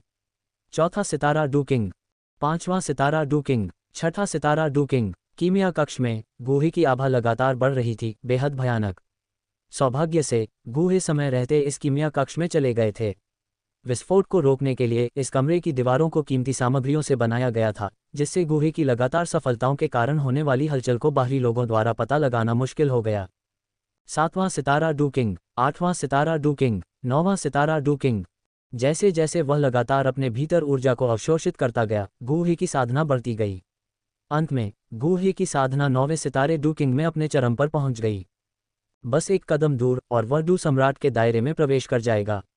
साथ ही गुहे के शरीर के भीतर की ऊर्जा अंततः समाप्त हो गई। धीरे धीरे अपनी आंखें खोलते हुए गुहे की निगाहों में उत्साह की एक झलक दिखाई दी। 9वां सितारा डू राजा। बस एक पल में वह 3रे स्टार डू राजा से 9वें स्टार डू राजा के शिखर पर पहुंच गया था। यह एहसास अविश्वसनीय रूप से उत्साहजनक था। अपने भीतर 9वें स्टार डू राजा की दुर्जेय शक्ति को महसूस करते हुए गुहे के होठों पर अनजाने में एक आत्मविश्वास भरी मुस्कान दिखाई दी। इस प्रगति के साथ उसे डू सम्राट के दायरे में प्रवेश करने में ज्यादा समय नहीं लगेगा। मूल कार्य से परिचित होने के कारण वह स्वाभाविक रूप से इसे समझ गया। केवल डू सम्राट के दायरे में कदम रखने से ही वह दुर्जय व्यक्तियों से भरी इस दुनिया के बीच आत्मसंरक्षण का धागा प्राप्त कर सकता था। 9वें स्टार डू किंग के रूप में मेरी वर्तमान शक्ति के अनुसार और सिस्टम की सहायता से 9 रसातल लपटों के साथ विलय सुरक्षित होना चाहिए। चिंतन के एक पल के बाद गुहे ने शांति से कहा, सिस्टम 9 रसातल लपटों को निकालो। जैसे ही गुहे के शब्द गिरे, सिस्टम स्पेस के भीतर बैंगनी लौ बैंगनी प्रकाश में बदल गई, तुरंत गुहे के शरीर में प्रवेश कर गई। 9 रसातल लपटों के एकीकरण पर गुहे को लगा जैसे कि उसे बिजली से मारा गया हो। उसका रंग एक पल में बेहद पीला हो गया। उसके भीतर एक तीव्र जलन की अनुभूति हुई। पसीने की बूंदें गुहे के माथे पर लुढ़क गईं और उसने महसूस किया कि उसके शरीर का हर रेशा लगातार ऐंठन कर रहा है। इस दिल दहला देने वाले दर्द के बीच 9 रसातल लपटें धीरे धीरे गुहे के भीतर समाहित होने लगीं। अनंत काल जैसा महसूस होने के बाद गुहे के शरीर के भीतर का असहनीय दर्द धीरे धीरे कम हो गया। उसी क्षण गुहे ने धीरे से अपनी आंखें खोलीं। उसकी काली पुतलियों में बैंगनी रोशनी की एक झलक झिलमिला रही थी। धीरे धीरे अपना दाहिना हाथ आगे बढ़ाते हुए गुहे के विचार टिमटिमाने लगे, जिससे बैंगनी लौ की एक गेंद तुरंत उभर आई। अपने हाथ में बैंगनी 9 अथाह लपटों को देखते हुए गुहे के होठों पर एक संतुष्ट मुस्कान उभर आई। अगला, ये सम्राट ग्रेड तकनीक भक्षण आत्मा कला का समय है। अपनी उत्तेजना के बाद गुहे धीरे धीरे शांत हो गया। उसकी नज़र धीरे धीरे सिस्टम स्पेस के भीतर काले स्क्रॉल पर चली गई। अध्याय 5, भक्षण आत्मा कला की विरासत, युन युन का दौरा। क्या मेजबान भक्षण आत्मा कला की विरासत को स्वीकार करता है? जैसे ही गुहे की चेतना ने काले स्क्रॉल से संपर्क किया, सिस्टम की त्वरित आवाज सुनाई दी, मैं स्वीकार करता हूँ। बिना किसी हिचकिचाहट के गुहे ने सीधा चुनाव किया। अगले ही पल गुहे को थोड़ा चक्कर आने लगा, क्योंकि उसके दिमाग में ढेर सारी जानकारी बहने लगी। जानकारी की अनगिनत धाराएं एक बेहद तेज ब्लेड की तरह उसके अंदर घुस गईं, उसकी खोपड़ी को चीरती हुई उसके दिमाग की गहराई में उतर गईं। अपनी आंखें कसकर बंद करके गुहे का दिमाग थोड़ा एकाग्र था, खुद को जानकारी की धार में डुबो रहा था। काफी देर बाद गुहे की पलकों पर ठंडे पसीने की एक हल्की परत चिपक गई और उसके मुंह के कोने पर अचानक उत्साह का एक निशान दिखाई दिया। आखिर तक गुहे की छाती तेजी से धड़क रही थी, जो इस समय उसके अत्यधिक उत्साह को स्पष्ट रूप से दर्शा रही थी। अपने मन में गहन जानकारी में लीन गुहे पूरी तरह से स्थिर रहा। 3 घंटे बाद ही उसने धीरे धीरे अपनी आंखें खोली। उसकी काली पुतलियां उत्साह से चमक रही थीं। भक्षण आत्मा कला वास्तव में दूसरों की आत्माओं को सीधे भस्म कर सकती है, ताकि व्यक्ति की अपनी आत्मा शक्ति को बढ़ाया जा सके। अपने मन में भक्षण आत्मा कला की सामग्री को याद करते हुए गुहे की आंखों में उत्साह दिखाई दिया। केवल इतना ही नहीं, दूसरे की आत्मा को भस्म करते समय भक्षण आत्मा कला मुझे उनकी यादों को देखने की भी अनुमति दे सकती है। ये क्षमता वास्तव में भयानक है। भक्षण आत्मा कला के असाधारण प्रभावों के बारे में सोचते हुए गुहे सम्राट ग्रेड तकनीक के रूप में इसकी शक्ति पर आश्चर्यचकित हुए बिना नहीं रह सके। एक कीमियागर के लिए सबसे महत्वपूर्ण पहलू आत्मा शक्ति की खेती थी। डूक्यूई की खेती की तुलना में आत्मा शक्ति की खेती करना कहीं अधिक कठिन था। इसके अलावा जैसे जैसे कोई आगे बढ़ता गया, आत्मा शक्ति को बढ़ाना अधिक चुनौतीपूर्ण होता गया। यही कारण था कि डूक्यूई महाद्वीप पर बहुत कम उच्च स्तरीय कीमियागर थे। अब जब गुहे ने सम्राट स्तर की तकनीक भक्षण आत्मा कला में महारत हासिल कर ली थी, तो वह दूसरों की आत्माओं का उपभोग करके सीधे अपनी आत्मा शक्ति को बढ़ा सकता था। अन्य कीमियागरों के लिए यह अनुचित लाभ प्राप्त करने के बराबर था। लंबे समय के बाद गुहे के दिल में उत्साह धीरे धीरे कम हो गया। उसकी आंखों में एक चिंतनशील भाव आ गया। हालांकि भक्षण आत्मा कला बेहद शक्तिशाली थी, लेकिन इसका खुले तौर पर इस्तेमाल नहीं किया जा सकता था। एक बार प्रकाश के संपर्क में आने के बाद यह विचित्र और असामान्य तकनीक निस्संदेह अवांछित ध्यान आकर्षित करेगी। रैंक 6 कीमियागर के रूप में भी गुहे खुद की रक्षा करने में सक्षम नहीं हो सकता है। इसलिए अगर गुहे भविष्य में भक्षण आत्मा कला का उपयोग करना चाहते हैं तो उन्हें बेहद सतर्क रहने की जरूरत है। पहले मेरी साधना को स्थिर करें। ये देखते हुए कि उन्होंने अपनी साधना के एक महत्वपूर्ण हिस्से को तेजी से बढ़ाया था, गुहे संभावित अस्थिरता के बारे में थोड़ा चिंतित थे। वह थोड़ी देर आराम करने के लिए अपने कमरे में लौट आया। बड़े गुहे, जैसे ही गुहे लेटने और स्वस्थ होने वाले थे, अचानक कीमिया कक्ष के बाहर से एक स्पष्ट और मधुर आवाज आई जो जेड प्लेट पर गिरते मोती के समान थी। यह आवाज सुनकर गुहे ने आश्चर्य से पलकें झपकाईं और एक सुंदर और महान व्यक्ति उनके दिमाग में कौंध गया। यून यून, वह यहाँ क्या कर रही थी? अपने पिछले जीवन की यादें, जहां उन्होंने यून यून का पीछा किया था, गुहे के दिमाग में गहराई से समा गई थीं। स्वाभाविक रूप से वह तुरंत पहचान सकता था कि बाहर की आवाज़ यून यून, यूनलैंड संप्रदाय के संप्रदाय गुरु की है। क्या ऐसा हो सकता है कि अभी अभी मेरी सफलता के दौरान मैंने जो आभा उत्सर्जित की थी वह लीक हो गई और यून यून ने उसे पहचान लिया? ऐसी संभावना गुहे के दिमाग में आई। ऐसा नहीं होना चाहिए था। गुहे के विचारों के अनुसार भले ही कीमिया कक्ष प्रक्रिया के दौरान विस्फोट हो जाए, लेकिन इसका बाहरी दुनिया पर कोई प्रभाव नहीं पड़ेगा। ऐसा कोई कारण नहीं था कि उसकी सफलता की आभा बाहर लीक हो जाए। अंदर से हैरान, फिर भी गुहे बाहर यून यून को खारिज करने का जोखिम नहीं उठा सकता था। आखिरकार वह यूनलैंड संप्रदाय की संप्रदाय गुरु थी और इसके अलावा एक डू सम्राट स्तर की शक्तिशाली महिला थी। क्रेग, गुहे धीरे से उठे, तेजी से कमरे का दरवाजा खोला और उसे संबोधित किया। तुरंत हरे रंग के कपड़े पहने एक आकृति गुहे के दृश्य में प्रवेश किया। हालांकि उसने अपने पिछले जीवन की यादों को आत्मसात कर लिया था और महिला के रूप रंग की एक गहरी छवि बना ली थी, फिर भी उसे व्यक्तिगत रूप से देखकर उसके मन में अनैच्छिक रूप से विस्मय की भावना पैदा हो गई। महिला ने एक साधारण गाउन पहना हुआ था जो उसके सुडौल शरीर को और भी निखार रहा था। उसके बालों को फीनिक्स थीम वाली एक्सेसरी में खूबसूरती से बांधा गया था, जबकि उसके सुंदर और शांत चेहरे पर एक ऐसा परिष्कार और कुलीनता थी जिसे मामूली पोशाक छिपा नहीं सकती थी। महिला ने एक सफ़ेद गाउन पहना हुआ था और उसके काले काले बाल झरने की तरह उसकी पतली कमर तक गिर रहे थे। उसकी सुंदर विशेषताएं सांसारिक चिंताओं से अलग एक परी की याद दिलाती थीं, एक अलौकिक शांति से भरी हुई थी जिसमें अहंकार का कोई निशान नहीं था। जब गुहे उसके रूप को देख रहा था तो यून यून भी उसे देख रहा था। वरिष्ठ गुहे, आप पहले से थोड़े अलग क्यों लग रहे हैं? जैसे ही उसने असाधारण रूप से सुंदर और करिश्माई गुहे को देखा, यून यून का दिल धड़क उठा। वरिष्ठ गुहे, क्या आप ठीक हैं? इसके तुरंत बाद उसकी लंबी निगाहों को देखते हुए यून यून की भौहें थोड़ी सिकुड़ गईं, उसकी चमकीली आंखों में असंतोष का एक संकेत था। उसकी बात सुनते ही गुहे अपनी कल्पना से बाहर आ गया, उसकी आंखों में शर्मिंदगी का एक संकेत उभर आया। अरे, यह अजीब है। खांसी। उसने अपना गला साफ किया, अपनी बेचैनी को छिपाते हुए, और धीरे से पूछने से पहले अपनी नज़र वापस यून यून पर ले आया। मास्टर यून, आज आप यहाँ क्यों आए हैं? गुहे को अपनी नज़र हटाते हुए और उसके आने के उद्देश्य को याद करते हुए यून यून की अभिव्यक्ति नर्म हो गई। उसने अपने लाल होठों को थोड़ा अलग किया और समझाया, वरिष्ठ गुहे, मैं एक गैदरिंग क्यूई पिल को परिष्कृत करने में आपकी सहायता का अनुरोध करने आई हूँ। ऐसा कहने के बाद यून यून ने अपना सुंदर हाथ आगे बढ़ाया, जिससे उसकी हथेली में एक भंडारण अंगूठी दिखाई दी। यहाँ 2 गैदरिंग क्यूई गोलियों को परिष्कृत करने के लिए सामग्री है। मैं थोपने के लिए क्षमा चाहता हूँ, वरिष्ठ गुहे। ये सुनकर गुहे अचंभित रह गया। गैदरिंग क्यूई गोलियों को परिष्कृत करना? तो यह महिला रसायन विज्ञान की सहायता लेने आई थी। रुको, गैदरिंग क्यूई गोलियां? अचानक गुहे के दिमाग में एक विचार फिर से उभरा। क्या ये हो सकता है?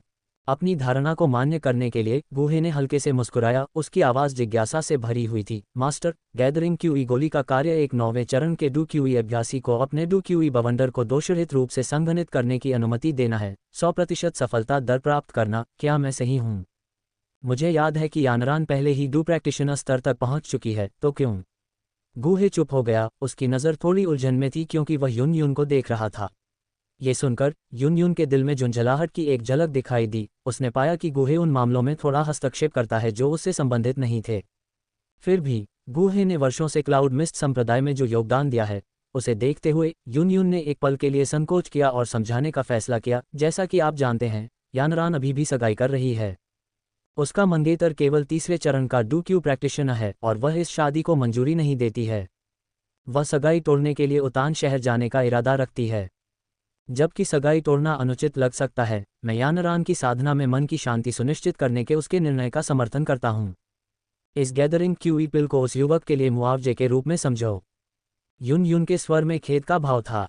आखिरकार सगाई तोड़ने का मामला क्लाउड मिस्ट संप्रदाय द्वारा लिया गया सबसे सम्मानजनक दृष्टिकोण नहीं था, जैसा कि उसने संदेह किया था।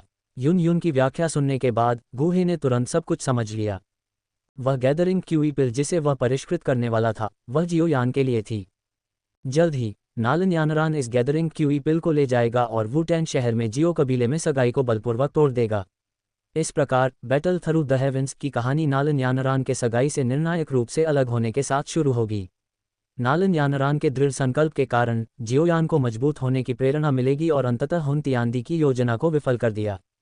हुन तियानदी ने शायद कभी यह अनुमान नहीं लगाया होगा कि जियोयान की टूटी हुई सगाई के कारण उसका पतन हो जाएगा। अध्याय 6 युन युन का सदमा। तो ऐसा ही है। युन युन की बातें सुनने के बाद गूहे ने प्रबुद्ध होने का नाटक किया। फिर उसने सहमति में सिर हिलाया और कहा, वास्तव में मैं यान रैन के जियाओ यान के साथ विवाह अनुबंध को भी स्वीकार नहीं करता। आखिरकार यान रैन भविष्य में क्लाउड मिस्ट संप्रदाय के नेता का पद प्राप्त करने जा रहा है। वह जियाओ यान सिर्फ एक कचरा है जिसके पास डू शिष्य स्तर 3 चरण है। वह यान रैन से कैसे मेल खा सकता है? बड़े गूहे भी ऐसा ही सोचते हैं। ये सुनकर युन युन की आंखें चमक उठी और उसके सुंदर चेहरे पर मुस्कान आ गई।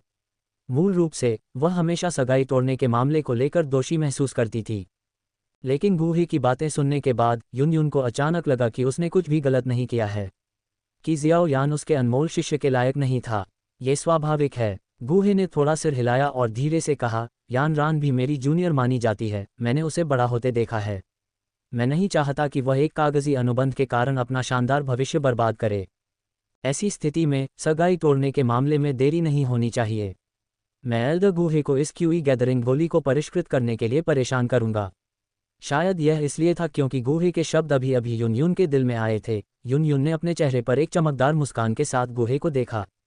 युन युन की मुस्कान को देखते हुए गूहे के दिल में एक हल्की सी लहर सी उठी। कोई आश्चर्य नहीं कि उसका पिछला स्व युन युन के प्रति इतना आसक्त था। अगर वह होता तो वह भी विरोध नहीं कर पाता। यान रान भी मेरी जूनियर है। क्यूई गैदरिंग गोली को परिष्कृत करना भी मेरा कर्तव्य है। जल्दी से अपने होश में आते हुए गूहे ने मुस्कुराते हुए कहा। बोलते हुए उसने हाथ बढ़ाया और युन युन की हथेली से स्टोरेज रिंग ले ली। एल्डर गूहे बहुत दयालु हैं। मैं यान रैन को तुम्हारी दयालुता के बारे में बताऊंगी। युन युन ने होठों पर मुस्कान के साथ कहा। उस स्थिति में मैं कल क्यूई गैदरिंग पिल लेने के लिए वापस आऊंगी, उसने कहा और धीरे से मुड़कर जाने के लिए तैयार हो गई। संप्रदाय नेता, कृपया प्रतीक्षा करें। क्यूई गैदरिंग पिल के लिए कल तक प्रतीक्षा करने की कोई आवश्यकता नहीं है। अपने चेहरे पर आत्मविश्वास भरी मुस्कान के साथ गूहे ने गंभीरता से कहा। यान रैन की सगाई तोड़ने का मामला जल्द से जल्द निपटाया जाना चाहिए। मैं अभी क्यूई गैदरिंग पिल को परिष्कृत करना शुरू कर दूंगी। ये सुनकर युन युन थोड़ा चौंक गई, फिर सिर हिलाया और कहा, कोई बात नहीं, तो कृपया यहाँ एक पल के लिए प्रतीक्षा करें। संप्रदाय नेता। युन युन को सिर हिलाते हुए देखकर गूहे ने स्टोरेज रिंग ली और पिल रिफाइनिंग रूम की ओर चलने के लिए तैयार हो गई। बड़े गूहे, क्या मैं आपकी मदद कर सकती हूँ? एक पल के लिए झिझकने के बाद युन युन ने अपने होंठ खोले और गू से कहा। गूहे को देखते हुए युन युन को थोड़ा शर्मिंदगी महसूस हुई और उसने कहा, सगाई तोड़ने का मामला यान रैन का जीवन भर का मामला है। उसके शिक्षक के रूप में मुझे स्वाभाविक रूप से कुछ करना चाहिए। ये सुनकर गूहे थोड़ा स्तब्ध रह गया, फिर सिर हिलाया और कहा, उस मामले में कृपया मेरे पीछे आओ। संप्रदाय नेता। महम। अपना सिर हिलाते हुए युन युन गूहे के पीछे धीरे धीरे गोली शोधन कक्ष में चली गई। कमरे के अंदर एक लाल गोली भट्टी जो लगभग आधा मीटर ऊंची थी, कमरे के केंद्र में खड़ी थी। गोली भट्टी गहरे लाल रंग की थी जिस पर एक हल्की चमक थी। गोली भट्टी के नीचे 4 क्रूर सांप के सिर उकेरे गए थे।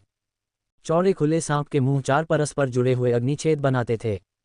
छेद घुमावदार और निरंतर थे और जितने गहरे वे जाते उतने ही छोटे होते जाते। ऐसा लग रहा था कि अंदर कुछ रहस्य छिपे हुए हैं। गोली भट्टी के ऊपर एक गहरे लाल रंग का ढक्कन था जिस पर एक विशाल सांप कुंडलित था। ढक्कन पर एक विशेष छेद भी था जिसका उपयोग औषधीय सामग्री डालने के लिए किया जाता था। ढक्कन पर बर्फ चांदी से बने कुछ महीन छेद थे जो फैलने का प्रभाव डालते थे। उच्च तापमान के कारण भट्टी को फटने से बचाने के लिए गोली भट्टी के मध्य भाग में बर्फ के सार से बना एक पारदर्शी दर्पण था। यहाँ से गोली शोधन के दौरान अंदर की हर चीज को साफ साफ देखा जा सकता था। गोली भट्टी की सतह पर सुंदर और शानदार जानवरों की नक्काशी थी जो सजीव लग रही थी, मानो वे जीवित हों। इस गोली भट्टी को लाल सांप भट्टी कहा जाता था और यह 4 मुंह वाली भट्टी थी। गोली भट्टी एक गोली शोधक के लिए सबसे महत्वपूर्ण चीज थी। एक अच्छी गोली भट्टी गोली शोधन की सफलता दर को बहुत बढ़ा सकती है। गुहे को याद आया कि मूल पुस्तक में स्वर्गीय ज्वाला सूची के अलावा गोली शोधन की दुनिया में एक स्वर्गीय भट्टी सूची भी थी। जैसा कि नाम से ही स्पष्ट है, भट्टी सूची में अत्यंत उत्तम और उत्कृष्ट गोली भट्टियों को दर्ज किया गया था। भट्टी सूची में 13 भट्टियां थीं। उनमें से प्रत्येक में एक जादू था जिसने अनगिनत गोली शोधकों को उनका लालच दिया। गुहे की लाल सांप की भट्टी स्वर्गीय भट्टी सूची में प्रसिद्ध भट्टियों के बराबर नहीं थी, लेकिन ये साधारण गोली भट्टियों से कहीं बेहतर थी। अपने सामने गोली भट्टी को देखते हुए गुहे ने अचानक सोचा कि उसके अच्छे शिष्य के पास एक अच्छी गोली भट्टी की कमी है। अच्छा, अगले महीने वह ये गोली भट्टी अपने अच्छे शिष्य को दे देगा। ये सोचते हुए गुहे ने यून यून को देखा जो उसके पीछे चल रहा था, और फिर अपने भंडारण की अंगूठी से अज्ञात पक्षी के पंखों से बना एक पंखा निकाला और उसे यून यून को सौंप दिया। पंखा सुनहरे पैटर्न से ढका हुआ था और बहुत ही सुंदर लग रहा था। एल्डर गुहे, मुझसे इस पंखे के साथ क्या करवाना चाहते हैं? यून यून ने अवचेतन रूप से गुहे के हाथ से सुनहरा पंखा ले लिया, उसके इरादे को नहीं समझते हुए। गुहे ने यून यून को देखा और हल्के से मुस्कुराया। संप्रदाय गुरु, अगर आप वास्तव में मदद करना चाहते हैं तो आप मुझे कुछ बार पंखा क्यों नहीं मारते? इस कीमिया कमरे में बहुत गर्मी है। ओह, ये सुनकर यून यून ने गुहे को खाली आंखों से देखा। उसके लाल होंठ थोड़े खुले हुए थे और अविश्वसनीय रूप से बोली, तुम चाहते हो कि मैं तुम्हें पंखा झलूं? क्या तुम नहीं चाहती? तो फिर संप्रदाय गुरु पहले बाहर चले जाएं। ये सुनकर गुहे ने उदासीनता से कहा, एकमात्र क्यूई गैदरिंग पिल को परिष्कृत करने के लिए मैं अकेला ही पर्याप्त हूँ। मुझे किसी और की सहायता की आवश्यकता नहीं है। जैसे ही उसने कहा, गुहे ने अपनी स्टोरेज रिंग से क्यूई गैदरिंग पिल को परिष्कृत करने के लिए सामग्री निकाली और उन्हें अपने बगल में एक टेबल पर रख दिया। ये सुनकर यून यून एक पल के लिए रुक गई। गुहे की गंभीर अभिव्यक्ति को देखकर वह थोड़ी देर के लिए झिझकी। अंत में उसने अपने संप्रदाय गुरु की गरिमा को नीचे रखा और सुनहरा पंखा लिया और गुहे को धीरे से पंखा झल दिया। अपने पीछे से आ रही ठंडी हवा को महसूस करते हुए गुहे को मन ही मन खुशी हुई। क्लाउड मिस्ट संप्रदाय के संप्रदाय गुरु ने व्यक्तिगत रूप से उसे पंखा झलते हुए कहा, यह उपचार वास्तव में बहुत बढ़िया था। फिर गुहे ने धीरे से अपना मन संभाला और अपनी हथेली को फैलाया। उसकी हथेली में बैंगनी रंग की लौ की एक किरण उठी। जैसे ही बैंगनी लौ दिखाई दी, कमरे का तापमान अचानक बढ़ गया। यह बैंगनी लौ। कमरे में अजीबोगरीब माहौल को महसूस करते हुए यून यून गुहे के हाथ में बैंगनी लौ को देखने से खुद को रोक नहीं पाए। उसकी खूबसूरत आंखों में आश्चर्य की एक झलक दिखाई दी। यह एक स्वर्गीय लौ है। हालांकि यून यून एक किमियागर नहीं थी, फिर भी उसने इस दुर्लभ और असाधारण आग को पहचान लिया। बुजुर्ग गुहे को स्वर्गीय लौ कब मिली? अपने आकर्षक होठों को थोड़ा अलग करके यून यून ने अपनी आंखों में जिज्ञासा के भाव के साथ गुहे को देखा। इस समय गुहे ने पहले से ही अपने दिमाग को कीमिया पर केंद्रित कर लिया था और अपने पीछे यून यून के भाव में बदलाव को नोटिस नहीं किया। अगले ही पल गुहे की हथेली तेजी से मेज पर चली गई। एक एक करके उसने औषधीय सामग्री को पकड़ा और उन सभी को गोली भट्टी में फेंक दिया। जैसे ही उसकी हथेली गोली भट्टी से बाहर निकली, गुहे का चेहरा शांत हो गया।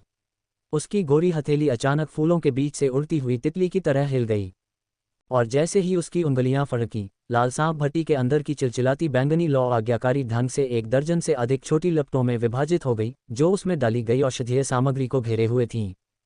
गुहे की सहज और स्वाभाविक हरकतों को देखकर, जो उसे दूसरी प्रकृति की तरह लग रही थीं, यून यून की आंखें आश्चर्य से भर गईं। दिव्य आभा द्वारा रूपांतरित होने के बाद इस समय गुहे की हर हरकत यून यून की आंखों में स्वाभाविक और आंखों को भाने वाली लग रही थी। अध्याय 7। यून यून की धड़कनें तेज हो गईं। मैंने कभी ध्यान ही नहीं दिया कि एल्डर गुहे इतने सुंदर थे। गोलियों को परिष्कृत कर रहे गुहे को घूरते हुए यून यून के मन में अचानक ये विचार आया, ओह माय यून यून, तुम क्या सोच रही हो? लेकिन फिर संयम की भावना ने यून यून को थोड़ा शर्मीला महसूस कराया और उसके सुंदर चेहरे पर एक लाली आ गई। उसने उसकी ओर देखा और पाया कि वह गोलियों को परिष्कृत करने पर ध्यान केंद्रित कर रहा था और अभी उसकी असामान्यता पर ध्यान नहीं दिया। यून यून ने राहत की सांस ली। कितना शर्मनाक! संप्रदाय के गुरु को वास्तव में एक क्रश था। उसने अपने मन को थोड़ा शांत किया और अपने जैद हाथ में सुनहरा पंखा पकड़ लिया, ध्यान से गुहे को पंखा झलते हुए। शांत कीमिया कमरे में बैंगनी लौ मोहक रूप से नाच रही थी। जैसे जैसे समय बीतता गया, कमरे में एक हल्की औषधीय सुगंध भर गई। लाल गोली भट्टी धीरे धीरे हवा में घूम रही थी और बैंगनी लौ अंदर हिंसक रूप से घूम रही थी। और जैसे जैसे लाल भट्टी घूम रही थी, उसके आसपास के स्थान से भी छोटी छोटी ऊर्जा तरंगों की लहरें निकल रही थीं। इन ऊर्जा तरंगों ने गोली भट्टी को केंद्र में रखकर एक गोलाकार आकार बनाया और धीरे धीरे सभी दिशाओं में फैल गई। गोली भट्टी के अंदर जहां लौ घूम रही थी, एक अंगूठे के आकार की हल्की हरी गोली का भ्रूण धीरे धीरे आग की जलन के नीचे आकार ले रहा था। एक निश्चित क्षण में भट्टी से अचानक एक गहरी बैंगनी गोली की खुशबू निकली और कमरे में भर गई, जो लंबे समय तक बनी रही। बैंगनी लौ केवल पलक झपकने के लिए उठी और फिर जल्दी से गायब हो गई। और जैसे ही लौ गायब हुई, एक अंगूठे के आकार की गोली जो हल्के बैंगनी रंग की थी और एक हल्की चमक छोड़ रही थी, गोली भट्टी में दिखाई दी, जो गोल गोल घूम रही थी। क्या ये होने वाला है? हल्के हरे रंग की गोली की खुशबू को सूंघते हुए यून यून की आंखें चमक उठीं। गूहे ने लाल सांप भट्टी पर थप्पड़ मारा और हल्के हरे रंग की गोली तुरंत भट्टी से बाहर निकल गई और गूहे की हथेली में स्थिर रूप से उतर गई। फिर गूहे ने अपनी स्टोरेज रिंग से एक जेड बोतल निकाली और क्यूई गैदरिंग पिल को सीधे उसमें डाल दिया। ये सब करने के बाद गूहे ने मुड़कर यून यून को देखा। सेक्ट मास्टर, मैंने क्यूई गैदरिंग पिल को सफलतापूर्वक परिष्कृत कर लिया है। ये कहने के बाद गूहे ने अपने हाथ में जेड बोतल यून यून को सौंप दी। हो, यून यून के लाल गालों को देखकर गूहे ने कहा, संप्रदाय गुरु, आपका चेहरा इतना लाल क्यों है? फिर गूहे ने अवचेतन रूप से हाथ बढ़ाया और यून यून के चिकने माथे को छुआ। तुम्हें बुखार नहीं है? जब गूहे के हाथ ने यून यून के माथे को छुआ तो यून यून के चेहरे पर अचानक से भाव जम गए। ठंडा स्पर्श उसके पूरे शरीर पर फैल गया, जिससे उसकी धड़कनें तेज हो गईं। संप्रदाय गुरु, क्या तुम ठीक हो? और यून यून का चेहरा और भी लाल होता जा रहा था। गूहे चिंतित था और उसने पूछा। ये सुनकर यून यून अपने होश में वापस आ गई। उसने अपना सिर थोड़ा हिलाया और धीरे से कहा, मैं ठीक हूँ। शायद कीमिया कमरे में बहुत गर्मी है, चलो पहले बाहर चलते हैं। जब उसने ऐसा कहा तो यून यून ने गूहे की ओर देखने की हिम्मत नहीं की। वह पहले कीमिया कक्ष से बाहर निकल गई। जब तक ठंडी हवा नहीं आई तब तक उसने यून यून के दिल में अजीब भावनाओं को शांत कर दिया। मुझे ऐसा क्यों लगता है कि संप्रदाय का गुरु थोड़ा अजीब है? यून यून को घबराहट में भागते हुए देखकर गूहे ने खुद से कहा। उसने अपना सिर हिलाया और जैड की बोतल ले ली। वह यून यून के पीछे पीछे कीमिया कक्ष से बाहर चला गया। संप्रदाय गुरु, यहाँ। वह यून यून के सामने आया और उसे जैड की बोतल थमा दी। बड़े गूहे, इसके लिए आपका बहुत बहुत धन्यवाद। उसने अपना जैड हाथ बढ़ाया और धीरे से जैड की बोतल ले ली। यून यून हल्के से मुस्कुराए। ये सिर्फ मेरा कर्तव्य है, यह उल्लेख करने लायक कुछ नहीं है। ये सुनकर गूहे हल्के से मुस्कुराया। वह क्लाउड मिस्ट संप्रदाय का मानद बुजुर्ग था। गोली शोधन उसका कर्तव्य था। ये सुनकर यून यून थोड़ा मुस्कुराई। तो बड़े गूहे, मैं पहले विदा लूंगा। संप्रदाय गुरु, अपना ख्याल रखना। मैं तुम्हें विदा नहीं करूंगा। गूहे ने सिर हिलाया। यून यून के जाने के बाद गूहे की आंखों में एक विचारशील भाव दिखा। ऐसा लग रहा था कि जियाओ यान जल्द ही अपनी सगाई तोड़ने का सामना करेगा। डोपो की साजिश भी आधिकारिक रूप से शुरू होगी। 3 साल बाद जियाओ यान सीधे क्लाउड मिस्ट सेक्ट पर हमला करेगा। इसका मतलब था कि उसके पास ज्यादा समय नहीं बचा था। इन 3 सालों में उसे अपनी ताकत में तेजी से सुधार करना था। और उसके लिए जिसके पास शिक्षण प्रणाली थी, मजबूत बनने का सबसे तेज तरीका स्वाभाविक रूप से शिष्यों को लेना था। लेकिन सिस्टम की आवश्यकताओं के अनुसार गूहे को अपने शिष्यों की रेटिंग के लिए कम से कम 8 अंक प्राप्त करने थे। इसने गूहे को केवल प्रतिभाशाली शिष्यों को लेने के लिए मजबूर किया। लेकिन गूहे के लिए इतने सारे प्रतिभाशाली लोग कहाँ थे? ये सोचते हुए गूहे ने मूल पुस्तक के कथानक की समीक्षा शुरू की। सबसे पहले नायक जियाओ यान निश्चित रूप से एक प्रतिभाशाली था, लेकिन गूहे ने उसे पास करने में संकोच नहीं किया। क्या मजाक है? मूल पुस्तक में जियाओ यान ने उसके साथ क्या किया? गूहे बर्दाश्त नहीं कर सका। जियो यान को अपना शिष्य बनाया। फिर गूहे ने किंग शान टाउन में जियो यी जियान के बारे में सोचा। उसके पास दुर्भाग्य का विष शरीर था। उसकी प्रतिभा पर कोई सवाल नहीं था। वह निश्चित रूप से 8 बिंदु रेटिंग तक पहुंच गई। फिर गूहे ने किंग लिन के बारे में सोचा, जिसके पास सांप लोगों की रक्तरेखा थी। किंग लिन के पास 3 फूल वाली जैड आंखें थीं। उसकी भविष्य की संभावना असीमित थी। ये निश्चित रूप से सिस्टम की 8 बिंदु रेटिंग तक पहुंच गया। मूल पुस्तक में जियामा साम्राज्य में केवल ये 2 प्रतिभाशाली लोग दिखाई दिए। गूहे एक जगह पर खड़ा था और एक पल के लिए सोचा। उसने अपने दिल में एक निर्णय लिया। वह पहाड़ से नीचे जाना चाहता था और शिष्य बनाना चाहता था। अभी के लिए वह जल्दी से मजबूत बनना चाहता था। उसे पहाड़ से नीचे जाना था और खुद शिष्य बनाना था। शायद उसे कुछ अप्रत्याशित खोज हो और अन्य प्रतिभाशाली लोगों से मुलाकात हो। ये सोचकर गूहे ने पहाड़ से नीचे जाने के लिए जीवित आपूर्ति तैयार करना शुरू कर दिया। अगली सुबह पूरे क्लाउड मिस्ट संप्रदाय पर एक सफ़ेद धुंध छा गई, जो एक परिलोक की तरह लग रहा था। अगले ही पल एक सफ़ेद आकृति क्लाउड मिस्ट संप्रदाय के द्वार से बाहर उड़ी। गूहे ने अपने लाल पंख फैलाए और सीधे मैजिक बीस्ट पर्वत श्रृंखला की ओर बढ़ गया। क्लाउड मिस्ट संप्रदाय की गहराई में एक मंडप के ऊपर यून यून ने प्रस्थान करने वाली सफ़ेद आकृति को देखा। उसकी खूबसूरत आंखों में संदेह की एक झलक दिखाई दी। एल्डर गुहे संप्रदाय को क्यों छोड़ रहे हैं? अध्याय 8, जियो यी जियान। Daemon beast mountain range Jiyama साम्राज्य की सबसे बड़ी पर्वत श्रृंखला है। डेमन बीस्ट माउंटेन रेंज के आसपास विभिन्न आकारों के कई छोटे शहर हैं, और Qingshan town demon beast mountain range के सबसे नज़दीकी छोटा शहर है। शहर में सबसे अधिक आबादी स्वाभाविक रूप से उन भाड़े के सैनिकों की है जो हर दिन ब्लेड पर खून चाटते हैं। वे एक साथ समूह बनाते हैं, एक दूसरे की बाहों में लिपटते हैं और सड़क पर थूकते हैं, बेतहाशा चर्चा करते हैं कि किस महिला में सबसे ज्यादा स्वाद है, कौन सी शराब सबसे तेज है और कौन सा राक्षस जानवर सबसे क्रूर है। सड़क के दोनों ओर कई दुकानें हैं और किंगशान टाउन के भौगोलिक लाभ के कारण लोकप्रियता काफ़ी ज़्यादा है। इस समय व्यस्त सड़क पर अचानक एक हल्की हलचल दिखाई दी। रास्ते से हट जाओ, मेरे लिए रास्ते से हट जाओ। एक विशाल शरीर वाला भाड़े का सिपाही अपने साथी को लेकर सड़क पर बेतहाशा भाग रहा था, गुस्से से चिल्ला रहा था और कई पैदल चलने वालों को उसने बेरहमी से धक्का दे दिया। बड़े आदमी के खुरदुरे चेहरे पर गहरा निशान था, उसके भाड़े के कपड़ों पर बहुत सारा खून लगा हुआ था और उसका भयंकर चेहरा एक दुष्ट भूत जैसा लग रहा था। कुछ पैदल चलने वालों को बड़े आदमी ने मारा और उनके चेहरों पर कुछ असंतोष दिखा, लेकिन जब उन्होंने मुड़कर उसका भयंकर चेहरा देखा तो जाहिर तौर पर उन्होंने उसे भड़काने की हिम्मत नहीं की और उन्होंने आज्ञाकारी रूप से उसे रास्ता दे दिया। क्या तुम्हें पुनर्जन्म की जल्दी है? बड़े आदमी के जाने के बाद उसने तुरंत अनिच्छा से शाप दिया। अपनी आवाज़ कम रखो, वे ड्रैगन और टाइगर भाई हैं। उसके बगल में एक राहगीर ने बड़े आदमी को पहचान लिया और उसे धीमी आवाज़ में याद दिलाया। क्या वे ड्रैगन और टाइगर भाई हैं? ये सुनकर दुखी राहगीर का चेहरा बदल गया, मानो वह इन ड्रैगन और टाइगर भाइयों से थोड़ा डर गया हो। ड्रैगन और टाइगर ब्रदर्स किंगशान टाउन में एक बहुत ही खास भाड़े के सैनिकों का समूह है, क्योंकि भाड़े के सैनिकों के समूह में केवल 2 लोग हैं। लिन लॉन्ग, लिन हू, दोनों भाई हैं, एकजुट हैं और उनमें 5 सितारा डू अभ्यासियों की ताकत है। इस किंगशान टाउन में बहुत कम लोग इन 2 भाइयों के साथ खिलवाड़ करने की हिम्मत करते हैं। अभी अभी वह व्यक्ति लिन हू था, है ना? वह अपने बड़े भाई को लेकर जा रहा था। लिन लॉन्ग, उसका चेहरा थोड़ा बैंगनी लग रहा था, मुझे लगता है कि उसे जहर दिया गया था। लिन हू के चिंतित चेहरे को देखकर मुझे लगता है कि यह जहर बहुत शक्तिशाली है।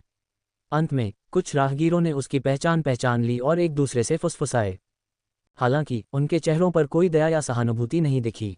ऐसा इसलिए नहीं था क्योंकि वे स्वभाव से ठंडे खून वाले थे, बल्कि इसलिए क्योंकि भाड़े के सैनिकों के रूप में वे ब्लेड पर खून चाटने का जीवन जीते थे। इस तरह की बातें उनके लिए आम बात थी और इसमें दया या खेद की कोई बात नहीं थी। जख्मी बड़ा आदमी, जिसे लोगों की जुबान पर लिनहू के नाम से भी जाना जाता था, अपने भाई को लेकर पूरे रास्ते चला और आखिरकार 10,000 मेडिसिन हॉल नामक जगह के दरवाजे पर रुका। छोटी मेडिकल परी, कृपया मेरे बड़े भाई को बचाओ। जैसे ही वह वान याओ झाई के दरवाजे पर पहुंचा, लिनहू ने अपने बड़े भाई को नीचे उतारा और सीधे मेडिसिन हॉल में चिल्लाया, मैं आ रहा हूं। बड़े आदमी के 5 या 6 बार चिल्लाने के बाद 10,000 मेडिसिन हॉल के अंदर से एक हल्की और सुंदर आवाज़ आई। अगले ही पल 10,000 मेडिसिन हॉल के पीछे से धीरे धीरे एक सफ़ेद पोशाक वाली लड़की बाहर आई। सफ़ेद पोशाक वाली लड़की ने हल्के सफ़ेद रंग की पोशाक पहनी थी और हालांकि उसका रूप बहुत आकर्षक नहीं था, लेकिन उसे एक दुर्लभ सुंदरता कहा जा सकता था। उसके शांत और मुस्कुराते गालों से एक ताज़ा और अलौकिक स्वभाव झलक रहा था, जिसने उसके आकर्षण को बहुत बढ़ा दिया। लड़की की पतली कमर पर, जो मुट्ठी भर से भी कम थी, एक हरे रंग की बेल्ट थी जो उसकी पतली और कमज़ोर कमर को पूरी तरह से दिखा रही थी।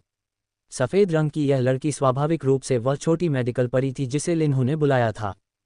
छोटी मेडिकल परी, कृपया मेरे बड़े भाई को बचा लो, मैं तुमसे विनती करता हूँ। जियो यी जियान को बाहर आते देख लिनहू एक जीवन रक्षक की तरह उसके सामने घुटने टेक कर विनती करने लगा। छोटी मेडिकल परी के सामने उसने अपनी पिछली भयंकर उपस्थिति पूरी तरह से खो दी और उसे केवल अपने छोटे भाई की चिंता अपने बड़े भाई के लिए थी। तुम पहले उठो, मुझे पहले घायल व्यक्ति को देखना है। छोटी मेडिकल परी की हल्की आवाज़ सुनाई दी, जिसने लिनहू के बेचैन मूड को शांत किया। हाँ, पहले मेरे बड़े भाई को देखो। फिर लिनहू छोटी मेडिकल परी को अपने बड़े भाई लिन लॉन के पास ले गया। उसे जहर दिया गया है। जियाओ यी जियान गंभीर चेहरे के साथ लिन लॉन के शरीर के पास आए और उसका काला चेहरा देखा और उसका सुंदर चेहरा बदल गया। फिर उसने अपना जैद हाथ बढ़ाया और लिन लॉन के घाव की जांच की। उसे सांप ने काटा था। फिर छोटी मेडिकल परी ने लिनहू को चिंतित नज़र से देखा और गंभीरता से कहा, किस तरह के जहरीले सांप ने उसे काटा? ये सुनकर लिनहू का खुरदुरा चेहरा स्तब्ध रह गया और फिर एक हैरान नजर आया।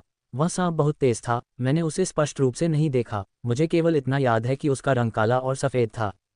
काटने के बाद मेरा बड़ा भाई बेहोश हो गया। जैसे ही उसने ये कहा, लिनहू के चेहरे पर एक भयंकर भाव दिखाई दिया। अगर कुछ हुआ तो अपने बड़े भाई के लिए उसे उस सांप को मारना होगा। काले और सफ़ेद रंग। ये सुनकर छोटी मेडिकल परी ने भौहें सिकुड़ी और फिर कुछ सोचा। उसका सुंदर चेहरा बदल गया। ओह नहीं, उसे मैंड्रेक सांप ने जहर दिया होगा। क्या यह मैंड्रेक सांप का जहर है? उसकी बातें सुनकर लिनहू का खुरदुरा चेहरा एकदम बदल गया और उसकी आंखों में निराशा की एक झलक दिखाई दी। एक अनुभवी भाड़े के सैनिक के रूप में उसने कभी मैंड्रेक सांप नहीं देखा था, लेकिन उसने मैंड्रेक सांप के जहर की प्रसिद्धि के बारे में सुना था। मैंड्रेक सांप एक दूसरे दर्जे का राक्षस जानवर था। इसका जहर बेहद जहरीला था। काटे जाने के बाद ये लगभग लाइलाज था। मुझे उम्मीद नहीं थी कि उसे मैंड्रेक सांप के जहर से जहर हो जाएगा। मैंड्रेक सांप का जहर बेहद जहरीला होता है। मुझे डर है कि वह ज़्यादा दिन तक नहीं जी पाएगा। उनके बगल में औषधीय हॉल के कर्मचारियों ने छोटी मेडिकल परी की बातें सुनी और लिन लॉन को जमीन पर पड़े हुए कुछ दया के साथ देखा, जैसे कि किसी मृत व्यक्ति को देख रहे हों। छोटी मेडिकल परी, कृपया मेरे बड़े भाई को बचाओ। आप एक दिव्य चिकित्सक हैं, शानदार चिकित्सा कौशल के साथ। आपके पास कोई रास्ता होना चाहिए, है ना? छोटी मेडिकल परी, मैं आपसे विनती करता हूँ। अचानक लिनहू ने अपने सामने छोटी मेडिकल परी को देखा और पागलों की तरह उसके सामने झुक गया। ऐसा मत करो। ये दृश्य देखकर छोटी मेडिकल परी का चेहरा थोड़ा बदल गया और उसकी खूबसूरत आंखों में अनिच्छा का एक निशान चमक उठा। उसने झिझकते हुए कहा, मैंड्रेक सांप के जहर को हल करने का केवल एक ही तरीका है। कौन सा तरीका? ये सुनकर लिनहू ने तुरंत अपना सिर उठाया, अपने माथे पर खून को अनदेखा करते हुए, और उत्सुकता से पूछा, मैंड्रेक सांप का जहर? जियो यी जियान ने लिनहू को बहुत गंभीर चेहरे से देखा। केवल मैंड्रेक सांप का पिथ ही मैंड्रेक सांप के जहर को ठीक कर सकता है। मैंड्रेक सांप का पिथ? लिनहू एक पल के लिए स्तब्ध रह गया और फिर उसकी आंखों में एक दृढ़ भाव चमक उठा। उसने कहा, मैं सांप का पिथ निकाल लूंगा। उसने कहा, वह उठने और जाने वाला था। आपके पास केवल 3 घंटे हैं। छोटी मेडिकल परी ने उसे याद दिलाया, मैंड्रेक सांप का जहर बहुत भयंकर होता है। मैं इसे केवल 3 घंटे तक दबाने की पूरी कोशिश कर सकती हूँ। आपको 3 घंटे के भीतर सांप का पिथ वापस लाना होगा। 3 घंटे? लिनहू ने खुद से कहा, जमीन पर बेहोश पड़े अपने बड़े भाई को देखा और फिर सीधे दानव जानवर पर्वत श्रृंखला की ओर चला गया। लिनहू को जाते हुए देखकर 10,000 मेडिसिन हॉल में हर कोई चुप था। अध्याय 9। क्या सर एक कीमियागर हैं? लिनहू के जाने के बाद छोटी मेडिकल परी ने अपनी बाहों से एक जैड की बोतल निकाली और लिन लॉन को देने के लिए एक गोली डाली। जैसे ही गोली लिन लॉन के शरीर में गई, उसका चेहरा कुछ हद तक बेहतर दिखाई दिया। हालांकि जियो यी जियान के सुंदर चेहरे पर अभी भी एक चिंतित भाव था। वह जानती थी कि उसका मारक लिन लॉन के शरीर में जहर को केवल अस्थायी रूप से दबा सकता है। 3 घंटे के बाद मैंड्रेक सांप का जहर फिर से उभर आएगा, जिससे उसका मारक भी बेकार हो जाएगा। काश मैं एक कीमियागर होती। एक कीमियागर के कौशल के साथ मैं निस्संदेह मैंड्रेक सांप के जहर को बेअसर कर सकती थी। कीमिया के बारे में सोचते हुए छोटी मेडिकल परी की खूबसूरत आंखों में अकेलेपन की एक झलक दिखाई दी।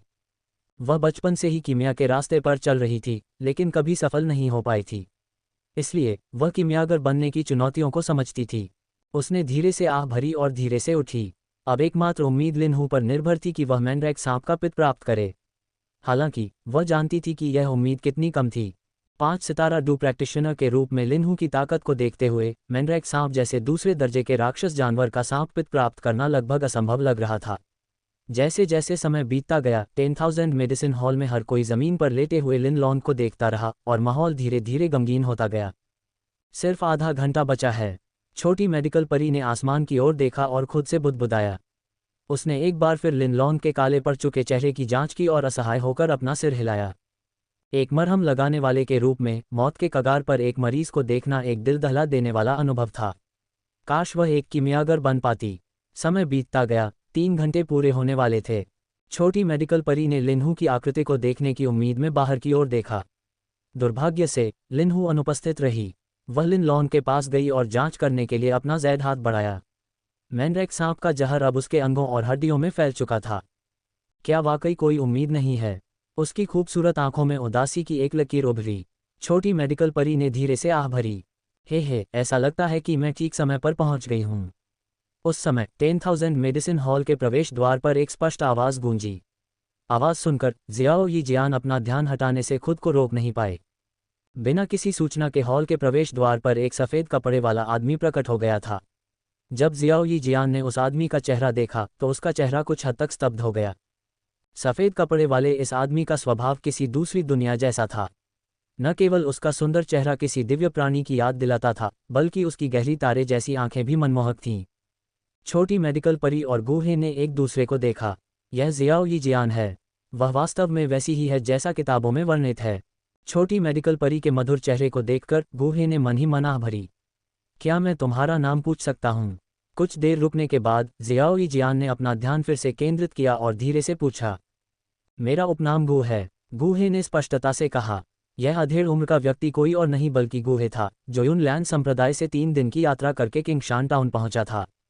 गू, श्री गू के अपने पहले के कथन का क्या मतलब था? गूहे के शब्दों को याद करते हुए जियाओ यी जियान ने जिज्ञासा से पूछा। मेरा मतलब था कि मैं इस मैंड्रेक सांप के जहर का इलाज कर सकता हूँ। गूहे की नज़र छोटी मेडिकल परी पर टिकी रही। वह थोड़ा मुस्कुराया, उसकी अभिव्यक्ति कोमल थी। श्री गू भी एक डॉक्टर है। छोटी मेडिकल परी की आंखें आशा से चमक उठीं। मुझे लगता है कि आप मुझे डॉक्टर मान सकते हैं। डॉक्टर होना, संक्षेप में, कीमियागर होने का हिस्सा था। हालांकि उनकी स्थिति सच्चे कीमियागरों की तुलना में फीकी थी, क्योंकि वे वास्तविक गोलियों को परिष्कृत नहीं कर सकते थे। इसके बजाय उन्होंने जड़ी बूटियों को मिलाने के लिए साधारण लपटों का उपयोग किया, जिससे केवल बुनियादी उपचार प्रभाव प्राप्त हुए। फिर भी ये कीमियागर गोलियों की शक्ति से बहुत कम था। हर डॉक्टर कीमियागर के पद पर चढ़ने का सपना देखता था, लेकिन कई लोगों ने अपनी पूरी जिंदगी इस आकांक्षा को प्राप्त किए बिना बिता दी, प्रतिभा और उचित मार्गदर्शन की कमी के कारण। चूंकि श्री गू मैंड्रेक सांप के जहर को ठीक कर सकते हैं, कृपया सहायता करें। समय बहुत कीमती है। छोटी मेडिकल परी लिनलॉन के बारे में सोचते हुए जल्दी से गूहे से विनती की। हे, यह मैंड्रेक सांप के जहर का एक मामूली मामला है। इसमें क्या कठिनाई है? गूहे ने हल्के से मुस्कुराया और लिनलॉन के पास गया। कहीं से उसने एक जेड बोतल निकाली, उसमें से एक गोली निकाली और लिनलॉन को दी। ये किस तरह की गोली है, मिस्टर गू? छोटी मेडिकल परी ने गूहे के हाथ में गोली देखी और उसने देखा कि यह उसके द्वारा बनाई गई गोलियों से अलग है। उसकी आंखें जिज्ञासा से चमक उठीं। यह एक साधारण डिटॉक्सिफिकेशन गोली है। गूहे की मुस्कान सहज रही।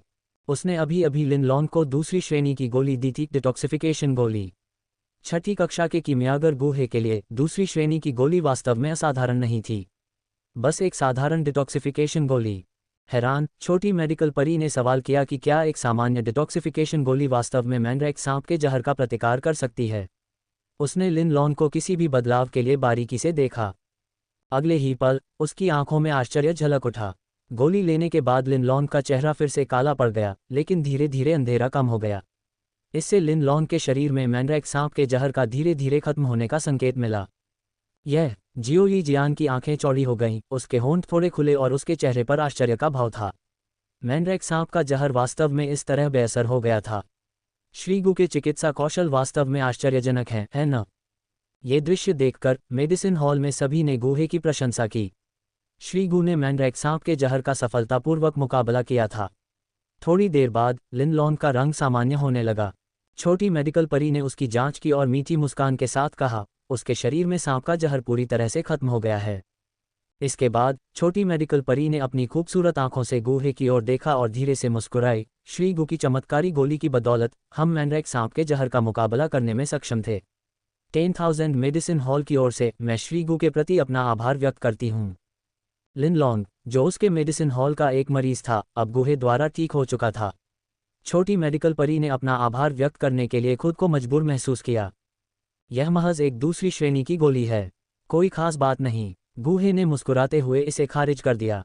दूसरी श्रेणी की गोली? हालांकि दूसरी श्रेणी की गोली के जिक्र पर छोटी मेडिकल परी के चेहरे पर भाव बदल गए। क्या ये हो सकता है कि मिस्टर गू एक कीमियागर हैं? अध्याय 10 छोटी मेडिकल परी के विचार। सर, क्या आप कीमियागर हैं? छोटी मेडिकल परी की खूबसूरत आंखें पलक झपकते ही झपक उठीं जब उसने उत्सुकता से पूछा। गूहे ने जवाब नहीं दिया, बल्कि मुस्कुराया और सिर हिलाया। वह वास्तव में एक कीमियागर है। गूहे को स्वीकारोक्ति में सिर हिलाते देख छोटी मेडिकल परी के सुंदर चेहरे पर आश्चर्य का भाव दिखा। उसकी सबसे बड़ी इच्छा कीमियागर बनना था, लेकिन वह हमेशा से ही एक कीमियागर से मिलने के अवसरों की कमी से निराश थी। आखिर छोटे किंगशान शहर में महान कीमियागर कहाँ से आएंगे? छोटी मेडिकल परी की आंखें उत्साह से भरी हुई थीं और वह उससे पूछना चाहती थी, लेकिन वह असभ्य होने से डरती थी। उसने कभी असली कीमियागर नहीं देखा था, लेकिन उसने अन्य भाड़े के सैनिकों से उनके बारे में कई कहानियां सुनी थीं। किंवदंती है कि कीमियागर अलग थलग और घमंडी होते हैं और आम लोग शायद ही उनके साथ रह पाते हैं। शायद यह मिस्टर गू एक अपवाद है। छोटी मेडिकल परी ने गूहे को देखा और यह विचार सोचा।